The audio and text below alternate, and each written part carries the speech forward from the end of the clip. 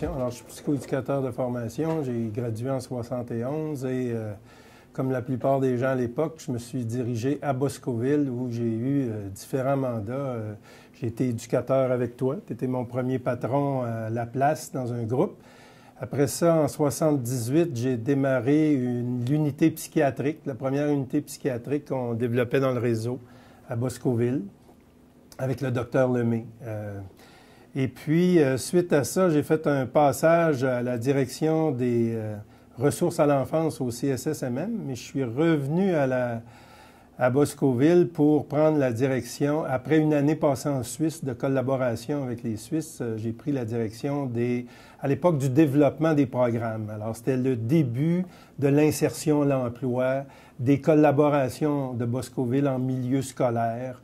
Alors, j'ai fait ça pour éventuellement partir à mon compte comme travailleur autonome dans les années 86. Et là, j'ai fait beaucoup de mandats auprès de différents établissements, là, notamment le Mont-Saint-Antoine, la Régie régionale, etc.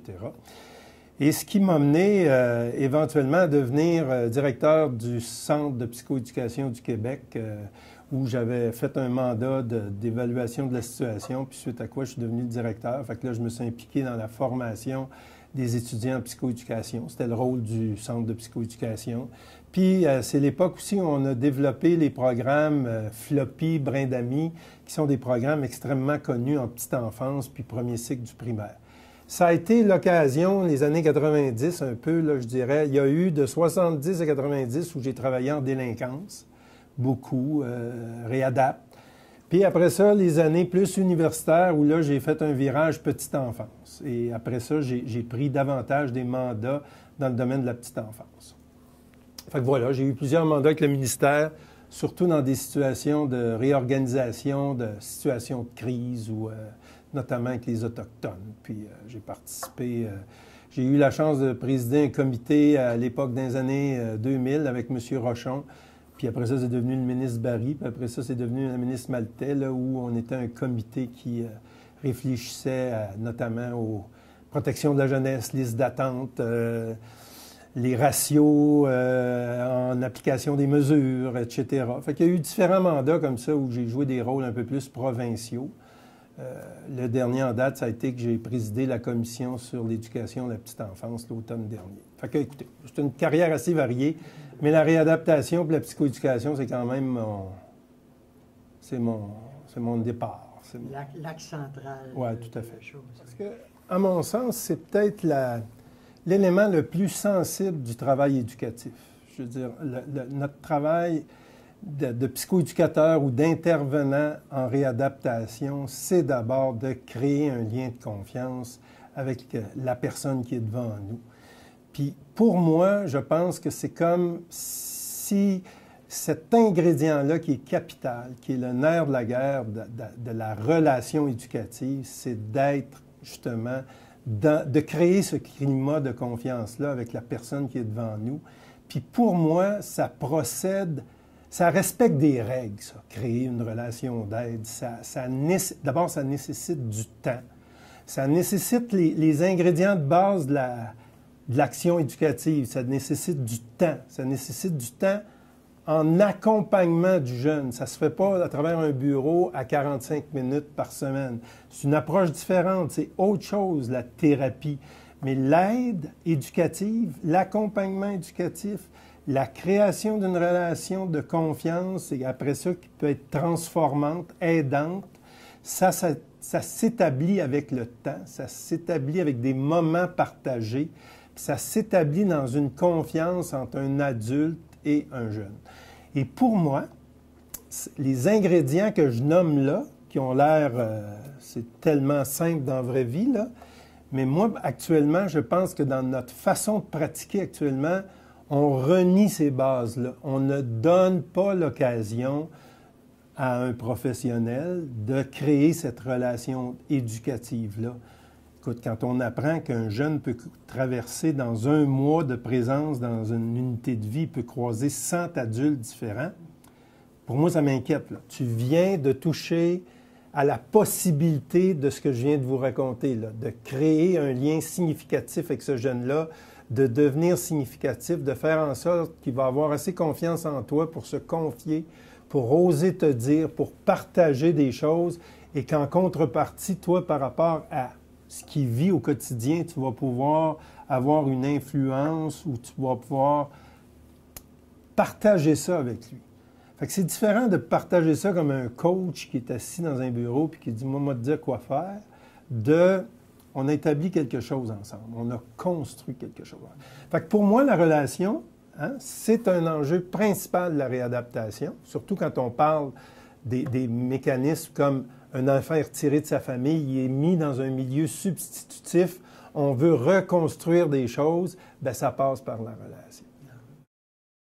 Là, quand on dit notre propre clairvoyance ou notre propre capacité d'autocritique ou de prise de conscience est un facteur important parce qu'il y a une forme de confiance réciproque. Si tu ne le fais pas et tu fais juste coacher, ce n'est pas la même nature de relation éducative. Alors, ça prend une confiance réciproque, ça veut dire que l'autre, l'adulte comme le jeune, se mouille dans cette relation-là. Et se mouiller, ça veut dire cheminer soi-même. Et là, on va toucher à l'autre aspect, c'est les conditions de pratique. Quand tu es dans une relation avec un jeune qui est en difficulté, peu importe son âge, ça veut dire que tu es confronté souvent à tes propres limites face à son comportement, face à ses propres drames. Puis si tu n'as pas, puis on le sait, ces jeunes-là sont souvent lourdement, ils ont des histoires lourdes, c'est des relations fuckées, c'est des abus qu'ils ont vécu, c'est des estimes de soi qui sont au plus bas niveau. Alors, pour entrer là-dedans, à un moment donné, puis d'être touché par ça, puis de pouvoir faire un travail je dirais, accompagnant, bien, il faut avoir, dans nos conditions de pratique, des lieux d'objectivation, des lieux où on est soi-même coaché. Et moi, je ne veux pas rebrasser l'ancien temps, mais je me dis, ces conditions-là, c'était un éclairage. Il y avait autour de nous des gens, le docteur Lemay, moi, quand on travaillait, il rencontrait tous les jeunes, il amenait un regard à l'équipe. On avait des réunions de discussion de cas en équipe où on discutait des jeunes, puis on avait des éclairages. L'éclairage du docteur Lemay ou d'un psychologue ou d'une évaluation. On avait l'éclairage de la travailleuse sociale qui était en lien avec les parents. On avait nous-mêmes nos observations qu'on mettait sur la table. Bref, il y avait un travail de réflexion clinique qui était supporté par des mécanismes. Réunion d'équipe, supervision professionnelle. Chaque semaine, on était supervisé par notre chef. On abordait là le vécu de la semaine, comme les jeunes abordaient avec nous le vécu de la semaine. Puis on voyait les moments où, parce que dans des situations de tension ou dans des situations, il y a des choses qui nous échappaient. Fait que c'était encore une opportunité d'objectivation. On avait de la formation continue. Bref, ce que je veux dire, c'est que les conditions qu'on donne à un intervenant pour qu'il puisse établir ce lien de confiance-là, faire un travail utile d'accompagnement, c'est pas, même si tu es bien préparé puis si tu es bien formé, ça nécessite des conditions de travail. Moi, ce que je déplore actuellement, c'est qu'il y a une forme de négation de ces conditions de travail-là. C'est comme si on avait retenu, un avis psychologique, un avis. On donne des avis, mais le lieu où on discute, où on se permet de se tromper, d'émettre des hypothèses, de revenir. L'autre chose que je me souviens, on avait des éclairages, mettons. On avait une discussion de cas, on avait un éclairage du psychologue pour essayer de mieux comprendre la dynamique du jeune, etc. Une fois qu'on avait compris ça, on avait une feuille repère. On transposait notre compréhension de ce jeune-là dans des objectifs à atteindre au quotidien. Et ça, là, les objectifs éducatifs qu'on se donnait, l'accompagnement, chaque jeune était vu une fois par semaine par la même personne de référence, etc. Moi, je pense qu'on a retenu les mots, mais on n'a pas retenu les conditions qui font que c'est à ces conditions-là que ça peut opérer, c'est à ces conditions-là que ça peut marcher. Puis ça, c'est des temps d'équipe, ça, c'est des temps de pouvoir échanger, c'est des supervisions, c'est de l'encadrement. Ces temps-là qui ne sont pas du temps de présence directe, mais qui sont contributifs au travail direct, pour moi, ça fait partie des conditions de travail qui peuvent soutenir. Actuellement, c'est inquiétant, les conditions.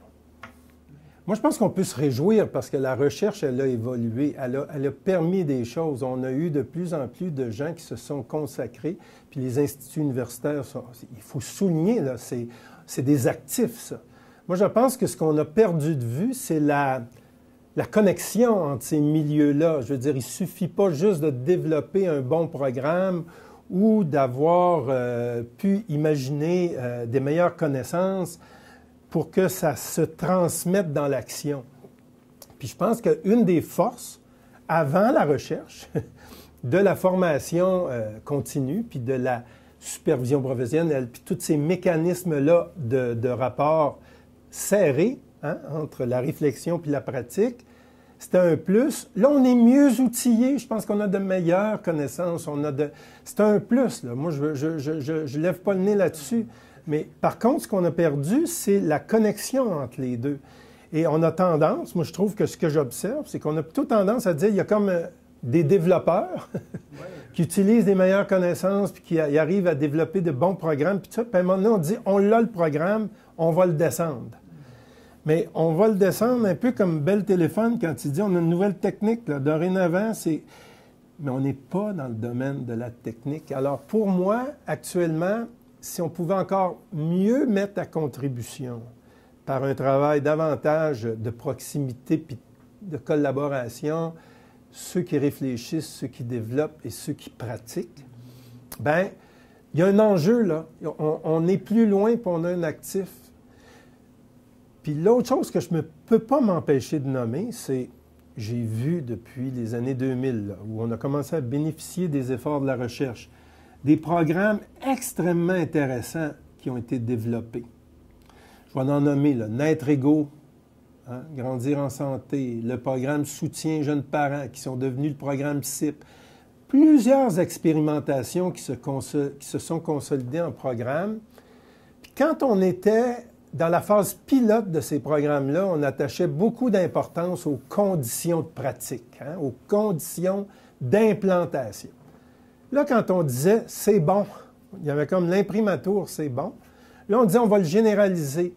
Moi, ce que j'observe au Québec, c'est que quand on se met à généraliser, souvent pour des raisons d'argent, parce que le généraliser avec l'intensité que ça requiert, avec les conditions de pratique que ça requiert, souvent on se dit « ah, ça va coûter trop cher ».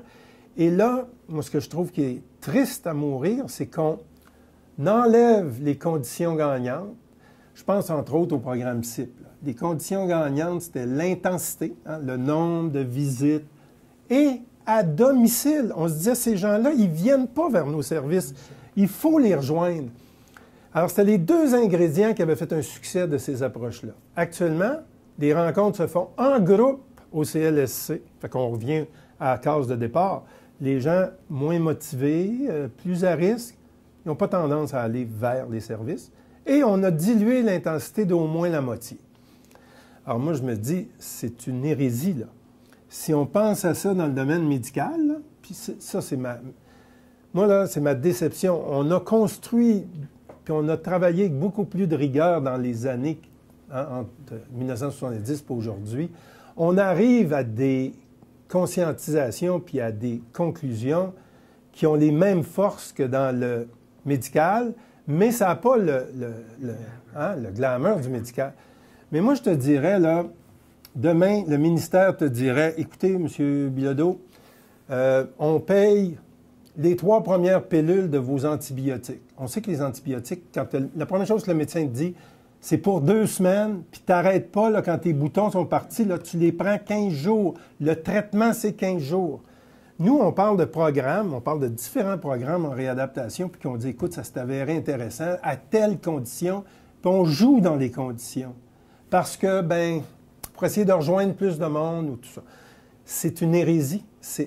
On devrait dénoncer ça nous-mêmes, on devrait être les premiers à dire non, dans ces conditions-là, il vaut mieux rien faire, là. Parce que juste les 3 premiers antibiotiques sur 14, là, on ne va pas nulle part. Alors, moi, je me dis, on a avancé avec la recherche, on a fait des trouvailles intéressantes, on a pris le temps de bien implanter puis de valider ces choses-là, de les évaluer, puis quand on arrive à la généralisation, on les ampute, il y a un problème.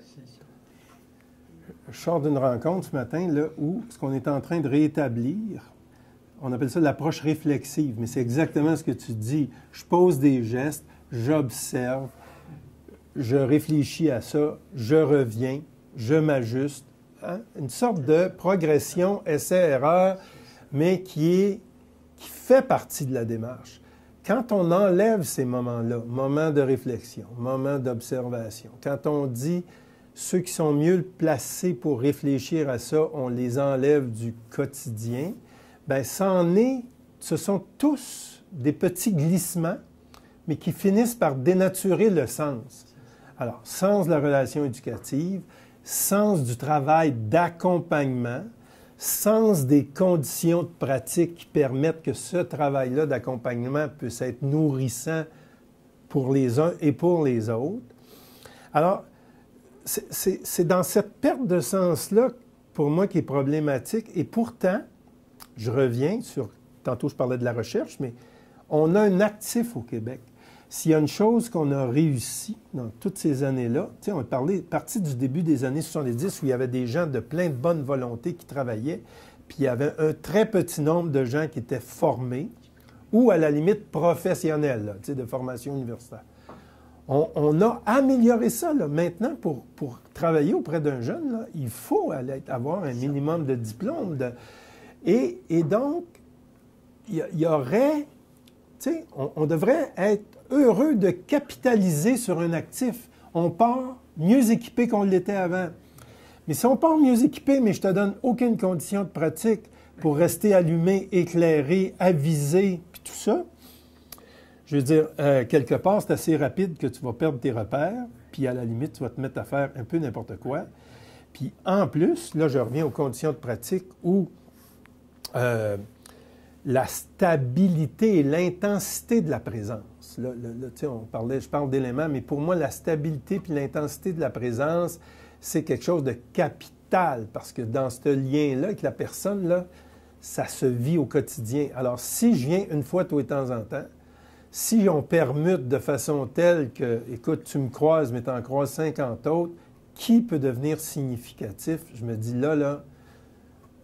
une chatte perd ses chats, là-dedans. On dit qu'il faut partager des moments significatifs. Là. Un des grands concepts de la réadaptation, c'est de dire le vécu partagé. Hein? On se sert de tous les moments, du lever au coucher, tous les moments, même banals, un repas partagé, pour agir sur une sorte d'interaction qui se fait à travers la confiance. C'est là qu'on corrige les petites choses. C'est là qu'on voit... Et c'est ce que certains appellent le concept d'utilisation, c'est-à-dire rendre le jeune conscient de son cheminement. Et ça se fait à travers l'action. Là. Ça ne se fait pas juste en... Alors, pour moi, ces moments partagés-là, s'ils ne sont plus partagés ou s'ils n'existent plus ou si on les dilue, on dilue parce qu'on ne les partage pas, on les dilue parce qu'on est là dans certains moments, mais... Alors donc, c'est aussi une négation d'un élément clé de la construction qu'on appelait la réadaptation. Ça se construit là-dessus. Fait que pour moi, ce sont...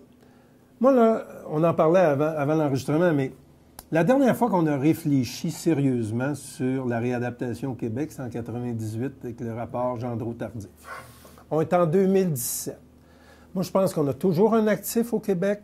On a toujours des gens engagés qui veulent... Mais il y aurait lieu, quand moi j'ai dénoncé ça en juin dernier, la ministre n'était pas contente, mais je disais, il serait le temps de marquer un temps d'arrêt. Je vais appeler ça des états généraux, mais appelle-les comme tu veux, de s'asseoir, de réfléchir à nos pratiques et c'est ça que ça a fait, Gendreau-Tardif. Là. Ça a été l'occasion de s'arrêter, de réfléchir et de dire, écoute, il y a des choses qui ont glissé, il y a des choses qu'il faut réaffirmer, il y a des importances. Est-ce que nos moyens organisationnels sont à la hauteur des énoncés qu'on fait? Est-ce qu'on est... C'est ça. Et on a réfléchi ça avec les intervenants. Absolument. On avait interviewé 1000 intervenants à l'époque sur leur réalité quotidienne. Tu vois, c'est ça les États généraux. C'est pas juste qu'on réfléchisse. C'est pas juste qu'il y ait un noyau de 5 personnes au ministère qui réfléchissent puis qui sortent un plan d'action. C'est la contribution des gens concernés dans ce processus de réflexion-là. Et honnêtement, puis ce qui est encourageant, puis si on veut rester ces éléments encourageants, c'est que si on prend le temps de faire ça, moi j'ai vu là, dans les dernières années, à travers certains mandats que j'ai eus, des initiatives qui ont été prises devant certains phénomènes, que ce soit phénomènes de consommation, phénomènes tous les phénomènes actuellement par lesquels se manifeste la mésadaptation, là. Écoute, il y a des trouvailles géniales. Les gens sont encore, quand tu leur donnes le temps, les conditions de réflexion, de réfléchir, il y a encore du monde intelligent, il y a encore des connaissances à notre disposition, mais c'est cette mise à contribution-là qui fait défaut actuellement. Et moi, je pense ça serait une bonne chose de marquer ce temps d'arrêt pour, hey, un tune-up, on fait ça régulièrement sur nos chars, on va voir notre médecin, rendez-vous annuel, hey, 20 ans, on peut-tu s'arrêter un peu puis voir, dire, on a perdu, où est-ce qu'on en est? Où en sommes-nous?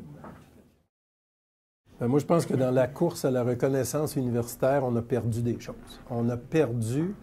Moi, ce que je déplore, c'est que la plupart des écoles de formation, ceux qui enseignent, c'est devenu une profession. C'est devenu une profession qui a ses règles. Il faut que tu publies, il faut que tu ailles chercher des budgets de recherche. Il y a toute une logistique derrière un poste de prof qui va à l'encontre de prendre du terrain et prend le temps de savoir ce qui se fait sur le terrain. Alors, à mon sens, un des éléments qui se fait sentir, c'est que les gens se font enseigner pendant, peu importe, cégep, université. Je dirais que c'est quasiment pire au monde universitaire, mais par du monde qui n'a aucune idée de ce qu'est la pratique. Alors, c'est comme si ils travaillaient dans deux univers parallèles. L'univers des connaissances, l'univers de l'acquisition des principes de référentiels intéressants, mais une absence totale une absence importante de traduction de ça dans le réel. Alors, et les stages, qui étaient une partie importante de la formation il n'y a pas si longtemps, ça aussi, ça s'en va en peau de chagrin, là. Écoute, la troisième année de notre formation, nous autres, on passait 35 heures sur le plancher, en plus des cours. Je veux dire, il n'y a plus rien de comparable à ça. Puis je pense pas que c'est pas des réminiscences du passé, là, mais c'est cette connexion-là où ça oblige les milieux à développer davantage, quand tu reçois un nouveau formé, un jeune professionnel, à mettre des conditions de pratique, des mentorats, Tu sais, il y a peut-être... Mais il faut le nommer pour ça. Il faut être capable de le reconnaître puis d'identifier qu'ils ont peut-être une bonne tête, mais dans le savoir-faire, ils en ont peut-être échappé un maudit bout. Puis l'autre affaire qui s'échappe peut-être un peu, c'est l'importance du savoir-être. Alors moi, des fois, là, je fais juste regarder, puis je me dis « Oh boy! Ça, c'est l'éducateur, ça. » Des fois, on a de la misère à confondre c'est qui l'aidant puis c'est qui l'aidé. Ça aussi, là, quelque part, parce qu'on savait que c'était la conjugaison. On sait ça, là, du savoir, du savoir-faire, du savoir-être. Tout le monde dit ça, là. Mais dans les faits, quels sont les moyens qu'on se donne pour réaffirmer ça? Il y a encore là, il y a de la matière. Il y a matière à réflexion puis il y a matière à ajustement. Moi, puis tu en as fait partie, puis c'est pas parce que tu en as fait partie, mais pour moi, là, l'autre élément que je déplore actuellement, et ça faisait partie de ma sortie publique l'année passée, je disais, il n'y a plus de porteurs. Tu parles de porteurs, là, mais la CGQ, avec ses grandeurs et misères, là, avait une préoccupation. Elle réunissait les gens de cet univers-là, là, l'univers de la réadaptation, l'univers de l'aide à la jeunesse en difficulté. Ces gens-là, là, qui soient en protection de la jeunesse, en réadaptation, il y avait des lieux, des tables, les choses étaient nommées, les difficultés, les nouvelles tendances, les nouvelles réalités, les nouvelles trouvailles ou les nouvelles réalités, on ne sait plus comment composer, avec la santé mentale, il y en a de plus en plus. Alors, il y avait un lieu de vigilance, il y avait un lieu de discussion, puis il y avait un lieu de recherche-action. Parce que ces gens-là initiaient ou même créaient des alliances stratégiques avec les chercheurs, mais sous l'angle de l'action, en disant, écoutez, venez nous outiller. Et ça, pour moi... Et c'était un lieu aussi de prise de parole. Alors l'autre affaire, tu faisais porteur aussi pour, à la limite, des fois, allumer, brasser le ministère, d'autres fois pour, à l'inverse, désamorcer des crises en disant « Hey, là, les journaux sont en train de faire une crise de ça, là, il n'y a pas péril en la demeure. Là. Non, non, non. Là, ça...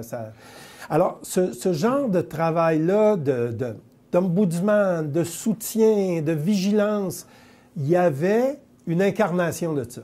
Puis moi, je dis, actuellement, dans ça, il y a quelque chose de perdu actuellement.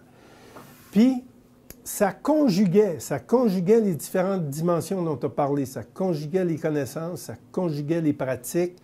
C'était une occasion. Aussi, c'était pas hiérarchique sur les directeurs généraux, mais ça avait une force de pression.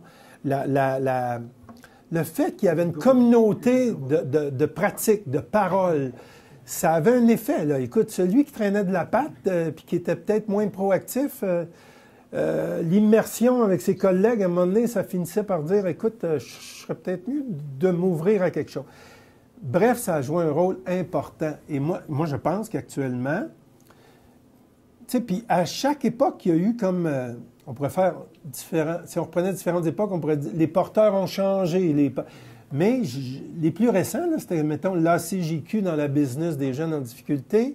Bien, cette équivalence-là n'existe plus. Et des gens dédiés à ça, dans la nouvelle réforme Barrette, il n'y en a plus, là. On est dans je dirais, une trajectoire, il appelle ça la trajectoire des services, là, qui est sous l'angle médical 100%, le psychosocial s'y perd, même la santé publique qui n'a pas grande crédibilité aux yeux du docteur Barrette, qui est un pur clinicien, santé mentale, ce sont tous devenus des sous-produits à l'intérieur d'une machine médicale importante.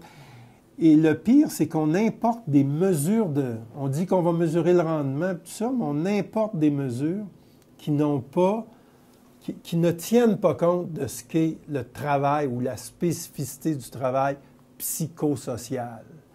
Et ça, pour moi, ça devient inquiétant quand on se met à baliser, mesurer notre prétendue efficacité. Ça, là, s'il y avait un ACJQ pour rappeler que, un instant, on ne peut pas compter... tu sais, moi, j'ai entendu dire, faux ou vrai, là, mais juste le fait d'imaginer que ça puisse être pensé comme ça, là, 45 minutes pour ta première rencontre, évaluation, orientation, là. Premier contact avec le client, 45 minutes. Si tu fais plus que ça, marque pas ça sur ton horaire, la norme, c'est 45. On le sait, là, qu'un premier contact dans une situation de crise en protection de la jeunesse, ça peut te prendre 1 heure juste franchir la porte pour essayer d'avoir gagné suffisamment confiance pour pouvoir mettre les pieds dans la maison. Je te donne 45 minutes. C'est de la mesure. OK pour une pilule, OK pour une injection, pour une intervention psychosociale. Je ne pense pas qu'on peut mesurer l'efficacité comme ça. C'est important d'avoir des repères, c'est important d'avoir des référentiels, mais justement, ces porteurs-là réfléchissaient à ça. Ils ont initié des nouvelles pratiques, ils ont initié comme tu dis, ils ont pris des positions sociales dans les journaux en disant non, touche pas à ça. Ou, au contraire, il faut davantage investir dans ça. Ça manque, ça nous manque. Puis moi, je pense que, autre temps, autre mœurs, mais peut-être sur les modalités, peut-être sur les dynamiques, mais sur le fond, cette notion de chien de garde, cette notion d'ombudsman, cette notion de porteur, ce caring-là de l'enjeu, de la mission. Mais pourtant, tu sais, en même temps, si on veut rester positif, les actifs existent encore, là. Des chercheurs avec de l'ouverture là-dessus, des employés engagés qui ne demanderaient pas mieux que d'être coachés. Tout ça existe encore. Là, on est juste dans une sorte de période trouble, puis il y en a eu d'autres dans les passages historiques, mais où c'est important de se ressaisir. Moi, je dis, écoute, en période... Puis tantôt, tu as évoqué en disant, écoute, en 82, là, c'est pas parce qu'on était richissimes, là, parce que les années 79, 80, 82, là, au Québec, ça faisait dur au niveau de... On parle pas des années 70 où l'argent était au rendez-vous, puis on dépensait à outrance, mais là, on est... Puis moi, je trouve que c'est dans ces moments-là où l'argent est rare, où il faut que tu te poses la question où je mettrais ma première pièce, parce qu'il faut qu'elle compte. Je me dis, c'est là que le temps d'arrêt et le temps de réflexion devient hyper important parce que c'est là qu'on peut dégager des lignes de conduite ou des arrimages où on va dire, là, c'est la façon la plus intelligente de dépenser notre dollar d'investissement. Tandis que si tu fais pas ça, là, c'est des fausses économies. Bien, les actes réservés, on rentre dans une nouvelle mode là, où on se désolidarise au lieu de continuer de travailler complémentaire. Puis alors que les situations sont complexes, j'allais dire de plus en plus complexes, je ne sais pas si c'est possible, mais c'est complexe, puis ça demande le travail de tout le monde, puis ça demande un continuum de travail. Tu sais, on parle de ça, le continuum, on morcelle de plus en plus, on spécialise de plus en plus, à telle enseigne que... Oui, bien moi, selon mes observations, là, il y a une ligne de conduite qui a toujours été gagnante.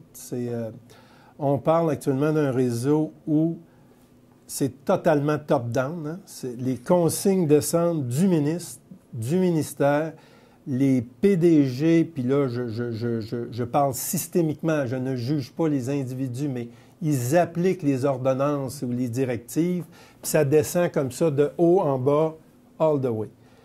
La prise en compte de ce que les gens qui partagent, vivent au quotidien, là, ceux qui sont en contact direct avec le client, le patient, la prise en compte de ça, l'éclairage de ces gens-là dans la stratégie de gestion, là, ça a toujours été quelque chose qui a fait en sorte qu'on est allé vers des meilleures pratiques. Avec l'éclairage, avec tout ce qu'on voudra, mais la mise en commun et la prise en compte. Puis on est à l'inverse de ça dans ce qui nous anime actuellement. Alors pour moi, quand je dis mon cri du cœur, c'est de dire « Oh, on a des signaux qui nous indiquent qu'il faut se donner un temps d'arrêt, donner la parole. » Tu sais, tantôt, tu as évoqué, 1000, je ne sais pas combien. Il faut donner la parole à ces gens-là. Il faut les laisser s'exprimer, puis il faut adapter, ajuster à partir de leur portrait, parce qu'ils savent très bien de quoi ils parlent. Puis l'autre plus, c'est la participation des parents et familles à cette réflexion-là. Il y a le jeune, mais s'il y a une chose qu'on a appris au fil des ans, c'est de travailler avec l'univers de l'enfant, hein, des personnes significatives dans son entourage. Et ça aussi, c'est à replacer. Il y a eu des grandes époques, il y a eu des moins bonnes époques, mais ça fait partie de l'équation pour arriver à de meilleures pratiques.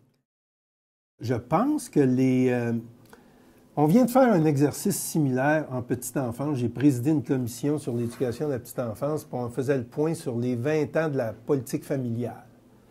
C'est tellement riche. Les gens d'abord, ont participé avec générosité. Ça nous permet de mesurer l'actif. Ça, c'est une autre chose. Un temps d'arrêt, là aussi, ça te permet de voir... Écoute, il y en a du monde, puis il y en a du monde engagé, puis il y a peut-être du monde découragé, puis il y a peut-être du monde qui trouve qu'ils sont mal utilisés, mais c'est pas parce qu'on n'aurait pas un potentiel ou un actif. Moi, je me dis, ces temps d'arrêt-là, là, non seulement ils nous permettent peut-être d'identifier les failles, mais ils nous permettent d'identifier les forces, hein, nos actifs sur lesquels on peut tabler. Fait que je me dis, c'est loin d'être un exercice misérable. C'est un exercice espérant. Ce qui est misérable, c'est quand on sent que les gens n'ont pas la prise de parole. Encore cette semaine, là, ça crie au secours. Puis là, je suis content. Là, 1 an. Moi, j'ai dit ça il y a 1 an. Là. Écoute, je me suis fait ostraciser, de quoi je me mêle, etc. Puis moi, je disais aux gens qui me parlaient, prenez-la la parole. Mais il n'y avait pas beaucoup de place pour prendre la parole. Là, ça commence à sortir. Là, c'est les infirmiers, c'est le médical qui sort. Plus de congés maladie, plus d'absence, perte de sens, etc. Hey, c'est la grandeur du réseau, là. Ça crée pas... Ça va pas créer un meilleur réseau, un continuum de plus grande qualité, là. On s'en va vers un mur, là. Fait il y a quelque chose qui peut être fait ou qui peut encore être fait, puis d'après moi, c'est une question d'attitude. Puis ça ne peut être fait que par les gens qui sont concernés. Voilà. Alors, c'est aussi simple que ça, mais des fois, ça a l'air tellement simple. Ça. Voilà. C'est aussi compliqué. Ouais. Puis il faut vouloir l'entendre. C'est ça, tout à fait. Tu sais, ce que je trouve un peu triste, c'est qu'on en a fait un métier. On en a fait quelque chose de noble. Hein? L'intervention auprès des jeunes en difficulté, on en a fait quelque chose de noble.